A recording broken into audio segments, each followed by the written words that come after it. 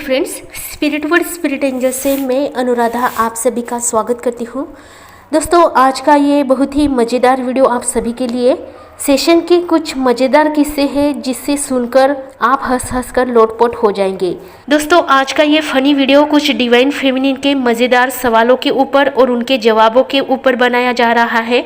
और इस वीडियो को बनाने का मकसद डिवाइन मस्कुलिन का मजाक उड़ाना या उन्हें कम लेखना नहीं है, बल्कि जिस पेन से, जिस जर्नी से, जिस दर्द भरी जर्नी से आप गुजर रहे हो, उस दर्द को आप किस तरह से हंस हंस कर और इस जर्नी का आनंद उठाकर आप किस तरह से आगे बढ़ सकते हो, इसी खास रीज़न की वजह से आज का ये वीडियो आप सभी के लिए। सेशन के लिए मेरे पास कुछ सोल्स ऐसी आती है जो डिवाइन फेमिनिन या डिवाइन मस्कुलिन की भी होती है, तो उनके ही कुछ ऐसे मज़ेदार किस्से आज के इस वीडियो में मैं आप सभी के सामने शेयर करना चाहती हूँ। तो चलिए चलते हैं हमारे सेशन की तरफ, जो सेशन मैं अपने ट्विन फ्लेम जर्नी के मेंबर्स के लिए उनकी हीलिंग के लिए लेती हूँ। तो एक ऐसा सेशन था जिसमें एक डिवाइन फेमिनिन सवाल करती है कि मैम, मेरे डिवाइन मस्कुलिन को इधर उधर मुंह मारने की आदत है, तो मुझे ऐसे कमीने को डिवाइन मस्कुलिन कहने की इच्छा ही नहीं होती है, और मुझे अंदर से लगता है कि क्यों ना मैं इसे डिवाइन मस्कुलिन कहने के बजाय सुअर मस्कुलिन कह दूँ, तो मुझे अच्छा लगेगा और मुझे अच्छा फील होगा। अब दोस्तों, आप मुझे बताइए कि ऐसे डिवाइन फेमिनिन को एक हीलर क्या जवाब दे सकता है।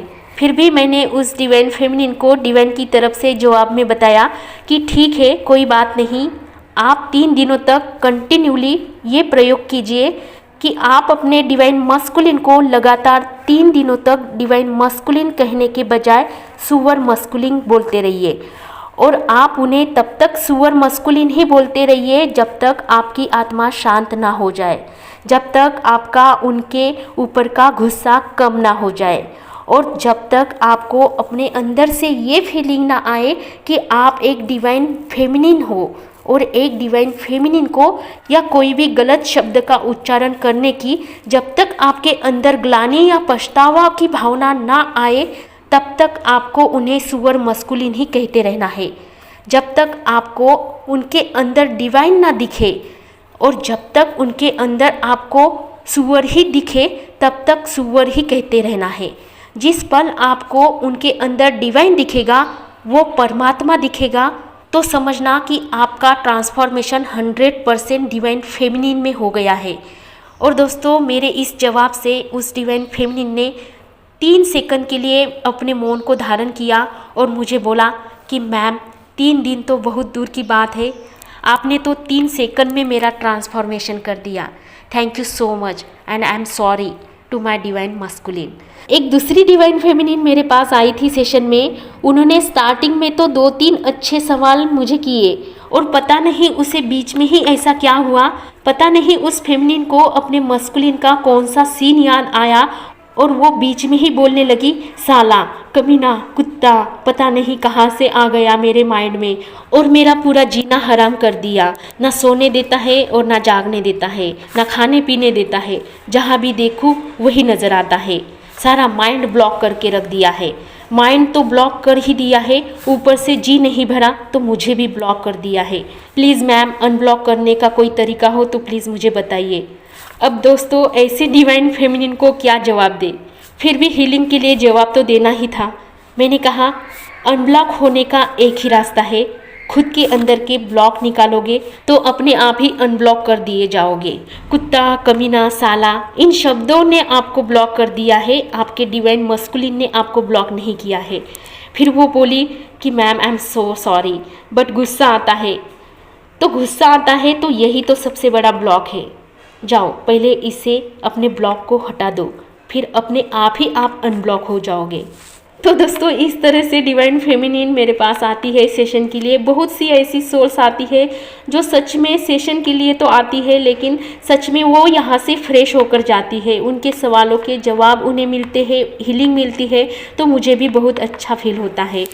एक डिवाइन फेमिनिन आई थी सेशन में, बहुत प्योर सोल थी और बहुत ही ज़्यादा हद तक बैलेंस भी थी। बस एक ही सवाल लेकर आई थी कि मैम, मैं 55 ईयर्स की हूँ और मेरे डिवाइन मस्कुलिन 60 ईयर्स के हैं, और जब तक मैं इनर वर्क करूँ और इस जर्नी को कंप्लीट कर दूँ तो उसमें तो मेरे 3-4 साल ऐसे ही निकल जाएंगे और मैं तब तक 60 की हो जाऊंगी और मेरे डिवाइन मस्कुलिन 65 के हो जाएंगे। और उसके बाद रियूनियन करके क्या मैं अपने डिवाइन मस्कुलिन की चड्डियाँ धोऊँ? तो सबसे पहले तो मुझे बहुत हंसी आई इस सवाल पर कि उन्होंने इस सवाल पर अपना सेशन लिया था कि क्या। तो सबसे पहले तो मैं अपनी हंसी को ही नहीं रोक पाई कि उन्होंने सेशन इस सवाल पर लिया था कि मैम रियूनियन के बाद क्या मैं अपने डिवाइन मस्कुलिन की चड्डियाँ धोऊँ क्या। तो उनका सवाल तो अच्छा था, सवाल तो उनका बहुत मज़ेदार था कि मैं अपनी हंसी को ही नहीं रोक पाई। तो दोस्तों 5 मिनट तो हम दोनों भी इस सवाल पर ही हंसते रहे कि उन्होंने किस तरह का सवाल मुझे किया था और वो भी बहुत फनी तरीके से किया था। और वो डिवाइन फेमिनिन हंसते हंसते इतना हंसी कि हंसते हंसते ही उनकी हीलिंग हो गई। लेकिन फिर भी मेरा जवाब उन्हें देना बाकी था, तो मैंने उनको बोला कि डियर, आपके ऊपर उनकी चड्डियाँ धोने की नौबत नहीं आएगी। तब तक आप दोनों एक ऐसी जगत में प्रवेश करेंगे और उस शांति को पालेंगे जहां आप दोनों की आत्माएं उस परम आत्मा में लुप्त हो जाएगी। और अगर आपके मन में चड्डियाँ धोने की इच्छा बाकी रही तो फिर से आपको इस काम के लिए इस धरती पर एक बार आना पड़ेगा।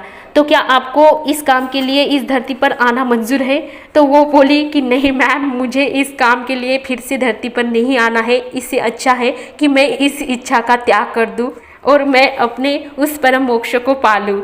तो ऐसी डिवाइन फेमिनिन जो मेरे पास आती है, बहुत ही मज़ेदार किस्से सेशन में हमारे होते हैं।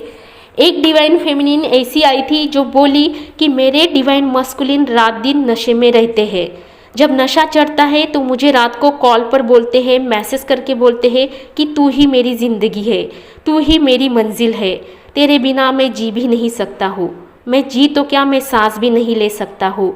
और जैसे ही सुबह होती है बोलते हैं मेरी बीवी पास में बैठी है, मैं बाद में बात करता हूँ, मेरी बीवी के सामने फ़ोन मत किया करो, कितनी बार मैंने तुम्हें बोला था।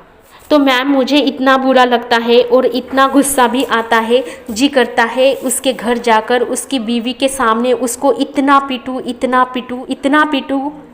पीटूं कि मुझे अच्छा लगे। तो ऐसे डिवाइन फेमिनिन को क्या कहे। फिर भी जवाब तो देना ही था। तो जवाब में मैंने उन्हें बोला कि रात गई बात गई, ऐसी बात हो गई है आपकी, ऐसी हालत हो गई है आपकी तो इस जर्नी में। तो वो बोलती है कि हाँ मैम, हम तो सिर्फ डिवाइन मस्कुलिन का नशा ही बन गए हैं, जब चढ़ जाए तो याद आएगी और जब उतर जाए तो हमें पहचानने से भी इनकार कर देंगे। तो फिर मैंने उनको जवाब दिया कि पहचान नहीं है, इसीलिए तो आपको पहचान बनानी है खुद की। नशा उसके लिए है लेकिन होश तो आपके लिए है, होश में आपको आना है। जब आप होश में आओगे तो उसे आपके पास आने के लिए नशा करने की ज़रूरत ही नहीं पड़ेगी। वो जैसे अपनी बीवी के साथ होश में जीता है वैसे ही आपके साथ भी होश में ही रहेगा। लेकिन शर्त ये है कि आपको होश में रहना है, चाहे वो खुद कितना भी बेहोशी में क्यों ना रहे, लेकिन आपको होश में आना है। तो दोस्तों ऐसे बहुत से किस्से हैं जो हर सेशन के दौरान हम सब हंस कर एंजॉय करते हैं और सेशन का मज़ा लेते हैं और हीलिंग भी होती है। और एक डिवाइन फेमिनिन आई थी और वो बोली कि मैम इतना रोई, मैं इतना रोई इस जर्नी में, मैं इतना रोई इस जर्नी में। और वो बोली कि मैम मैं इतना रोई इस जर्नी में, इतना रोई कि अब मेरे आंसू ही निकल नहीं रहे हैं, पता नहीं आंखों से आंसू ही गायब हो गए हैं और मैम अब मैं क्या करूं। तो मैंने उनसे कहा कि क्या सेशन फिर आपने इसलिए लिया है कि आपके आंखों में फिर से आंसू आ जाए? तो बोलती है कि हाँ मैम, इसीलिए ही लिया है कि आंसू आ जाए, क्योंकि मुझे आदत हो गई है आंसुओं की, क्योंकि मुझे आदत हो गई है उसकी याद में रोने की। और रोए बिना मुझे लगता ही नहीं है कि मैं सही जगह पर हूँ। और मुझे लगता है कि अगर मैं रो ना दूँ तो कहीं मैं पागल ना बन जाऊँ, कहीं मैं कोमा में ना चली जाऊँ, इसलिए मुझे रोना है, लेकिन आंसू ही गायब हो गए हैं। अब ऐसे डिवाइन फेमिनिन को क्या बताए कि रो रो कर उसकी आत्मा बैलेंस हो चुकी है और अब बोल रही है कि अब बस करो रोना, अब मैं थक गई हूँ। लेकिन ये अपनी आंतरिक आवाज़ सुनने को तैयार ही नहीं है और ना ही सुन पा रही है, क्योंकि इन्हें तो रोने की आदत हो गई है। तो मैंने उनको रेमेडीज़ दी कि आप अपने डिवाइन मस्कुलिन की याद में ऐसे ऐसे दर्द भरे गाने सुनिए, बॉलीवुड सॉन्ग सुनिए जो आपको दर्द फील कराएंगे, जो आपको उसकी यादों में रोना आएगा। और ऐसे सॉन्ग आपको कंटिन्यूली 3-4 दिनों तक सुनते रहना है। और अगर फिर भी आपको रोना ना आए तो आप समझना कि आप इस जर्नी में बैलेंस हो चुकी है। तो वो फेमिनिन बहुत खुशी से झूम उठी और बोली, मैम क्या रोना ना आए तो क्या हम बैलेंस हो चुके हैं? तो मैंने कहा हाँ, इसीलिए तो आपको रोना नहीं आ रहा है। तो वो बड़ी खुश होकर बोली कि thank God, thank you universe, thank you divine, thank you angels, thank you कि मैं बैलेंस हो चुकी हूँ और मुझे रोना नहीं आ रहा है। तो दोस्तों ऐसे कुछ डिवाइन फेमिनिन की कंडीशन है जिन्हें वो इस जर्नी में अपने आप को भी वो इतना भूल चुके हैं कि उनका ये इश्क उनके सर से ऊपर उन्हें पागल बना दे रहा है। उन्हें किसी भी चीज़ का एहसास तक नहीं हो रहा है कि इस जर्नी में हमें डिवाइन कहाँ पहुँचा रहे हैं, कहाँ हमें जाना है। तो ऐसे हमारे डिवाइन फेमिनिन की कंडीशन है। कभी कभी तो मुझे ऐसा लगता है कि डीएम करते करते हमारे डिवाइन फेमिनिन का कोई स्पेशल हॉस्पिटल ही ना बन जाए, जिसमें सारे ट्विन फ्लेम के मेंबर, ज़्यादातर डिवाइन फेमिनिन उस हॉस्पिटल में स्पेशली मेडिटेशन के लिए आ जाए और उस हॉस्पिटल में कोई रूल्स ना हो, उस हॉस्पिटल का कोई रूल्स ना हो, कोई कंडीशन ना हो, कोई नियम ना हो। अपनी ही मस्ती में सब झूमे, नाचे, गाए, हंसे, रोए, गालियाँ दे, अपनी ही मस्ती में सब अपने आप को हील करे। ऐसी पागलों की दुनिया में उन्हें प्रवेश मिले जिसे देखकर परमात्मा खुद झूम उठेगा कि क्या दीवानगी है, ये सब पागलों की दीवानगी है। क्योंकि परमात्मा भी तो पागलों को ही चुनता है। पागलपन ही इस जर्नी की सबसे पहली उपलब्धि है और जिसने भी इस जर्नी में इस उपलब्धि को पा लिया है उसका प्रवेश अजीब ही दुनिया में, पागलों की दुनिया में हो गया है। जिस दुनिया में समझदारों के लिए कोई जगह नहीं है, वहाँ सिर्फ पागल ही है और दीवाने ही हैं, जो प्रेम के दीवाने हैं, जो इश्क के दीवाने हैं, जो मोहब्बत के दीवाने हैं, जो प्यार के दीवाने हैं। और इन सबका एक ही अर्थ है और वो है परमात्मा, क्योंकि प्रेम ही परमात्मा है।